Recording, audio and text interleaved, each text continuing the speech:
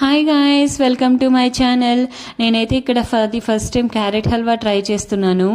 ముందుగా 3 table spoons గీ తీసుకోవాలి. గీ తీసుకున్న తర్వాత మనం తురుముకున్న క్యారెట్ ఉంటుంది కదా, ఆ క్యారెట్ తీసుకొని బాగా వేయించుకోవాలన్నమాట. ఇంకా ఇక్కడ నేను వేయించుకునే టైంలో నాకు ఎందుకో ఇంకొంచెం గీ యాడ్ చేస్తే బాగుంది అనిపించింది.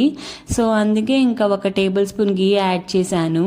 యాడ్ చేసిన తర్వాత మంచిగా ఒక 5 మినిట్స్ వరకు ఫ్లేమ్ అడ్జస్ట్ చేసుకొని ఫ్రై చేసుకున్న తర్వాత మనం కాచి చల్లారి పెట్టుకున్న పాలు ఉంటుంది కదా, ఆ పాలంతా వేసి మంచిగా మరిగించుకోవాలన్నమాట. ఒక 10 to 15 మినిట్స్ వరకు బాగా బాయిల్ చేసుకోవాలి.